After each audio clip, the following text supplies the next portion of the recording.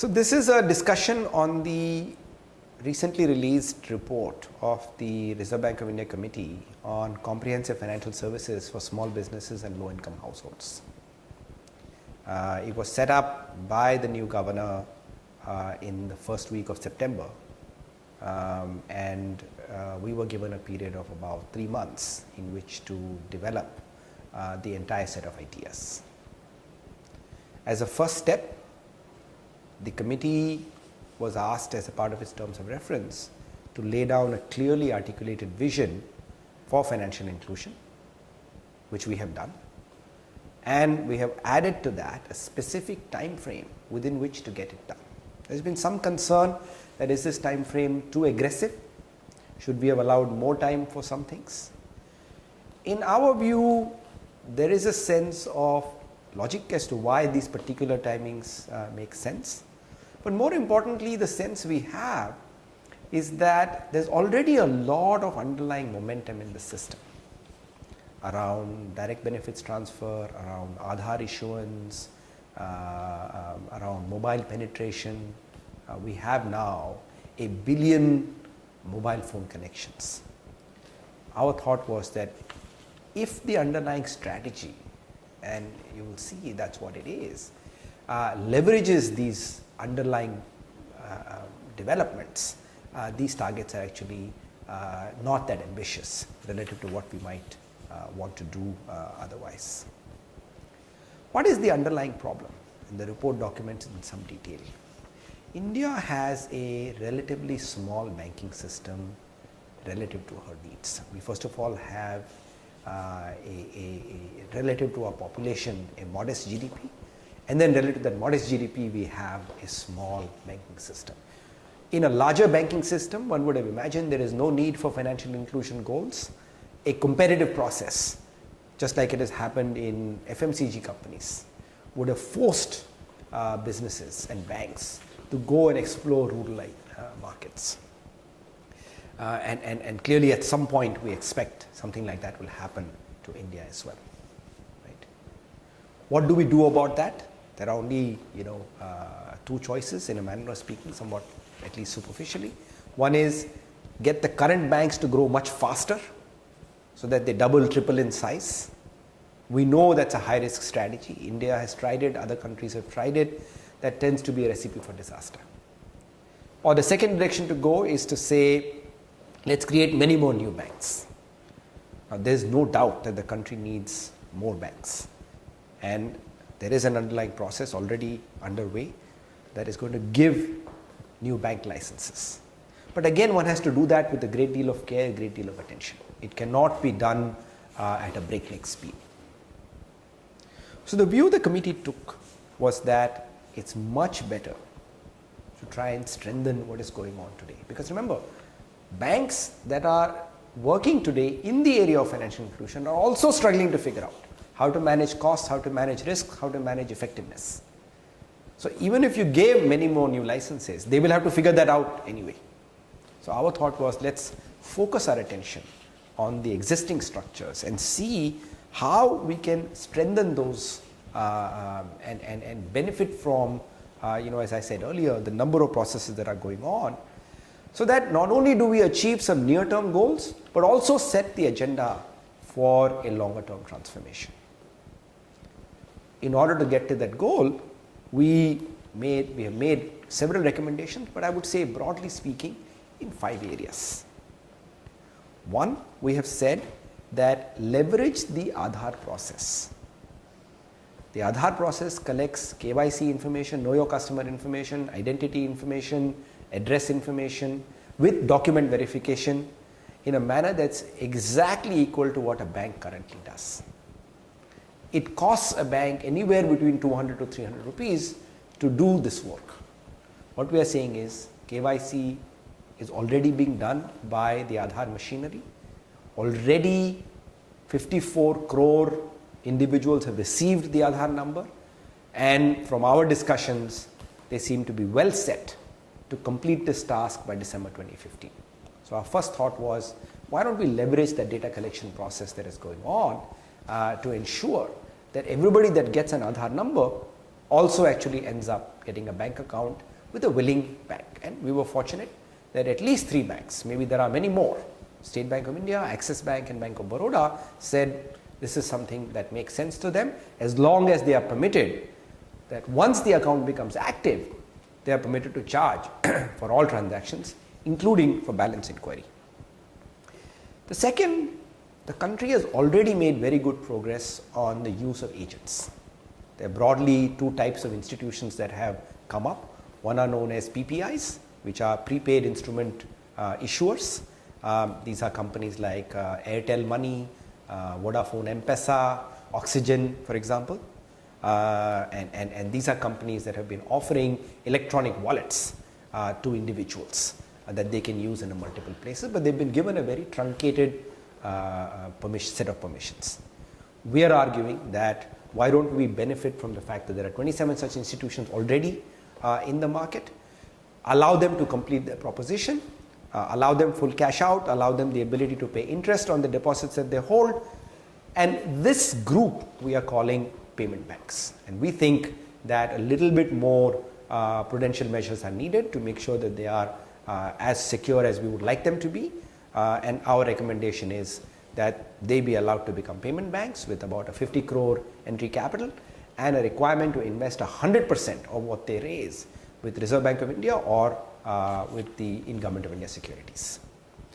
There's another class of institutions that have emerged, which are the business correspondents. These are networks of individuals with a certain amount of technology that are today serving banks. We feel a next step evolution for them, just as has happened in the ATM field, where initially there were ATMs dedicated and associated with one bank. It turned out that you got an overcrowding in some places and completely no presence in some places. Here what we are recommending is let them become white label business correspondents in the similar manner, so that each one business correspondent is able to serve multiple banks and therefore is able to have a business that makes it actually underlying viable.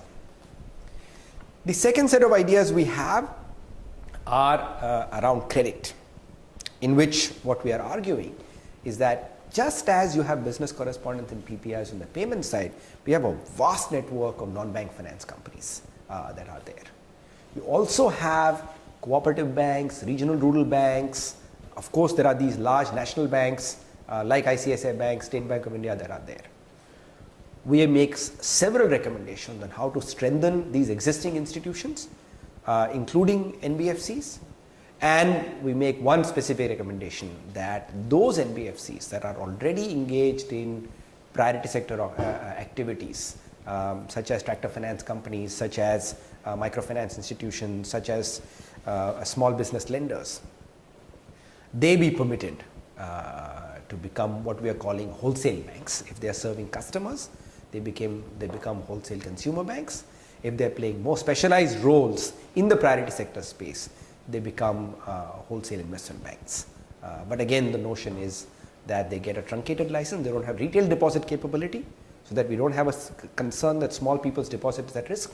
They continue to do what they are doing today, but on the lending side, instead of being called non-bank finance companies, they now get called wholesale banks. What is the benefit? Well, one is that they do not any longer get governed by multiple state regulators. There is a single national regulator that they work with. Second, the underlying risk perception about them starts to become much lower, and therefore their ratings improve, their cost of funds goes down, and a number of other benefits follow from that. And an added benefit of both these payment banks, which are the PPIs converting into payment banks, like these mobile money people, and these NBFCs convert into wholesale banks, is that it sets up a group of institutions, which may be pretty large in number, from whom tomorrow's full service banks can be chosen, because then becomes a next step of evolution for these institutions. The other recommendation that we make is on how PSL guidelines should be applied. In our recommendation, while we recommend some ideas for the Reserve Bank to consider in the longer run, in the immediate term we say, well, stay with the current PSL guidelines, make some minor changes if you like, but stay with them, but apply them differently. Today's application process requires every bank to do everything. Everybody has to do agriculture, everybody has to do SME, everybody has to do weaker section. Unfortunately, this results in no specialization. Some banks that are strong in one sector being forced to do multiple other sectors, so neither do they serve them well. They build NPAs, and as a result, you don't get a good optimal outcome. There's also the added issue that if we look at the distribution of priority sector lending, a lot of it is concentrated in the southern and the western states. Central, north, northeast actually do not get much of a representation. We put all of these ideas together and we say, don't change the guidelines, at least not yet, but apply them in a way that people who do more challenging things, which have been hard for the system to achieve, are able to get extra weightages, and counting that extra weightage, not on its own, we think that the number of 40% of priority sector lending becomes equivalent to what we are calling 50% adjusted priority sector. So there is no attempt and no intent to increase the amount of balance sheet or the proportion of balance sheet that is deployed in the priority sector, but very much the idea is to create a reweighting so that a particular financial institutions can focus on a narrow area while the system as a whole continues to deliver on the national goal of priority sector as defined today. And finally, on the issue of customer protection, we make the recommendation that this notion that transparency, financial literacy is enough for customer protection, we find that there is really no evidence to support that.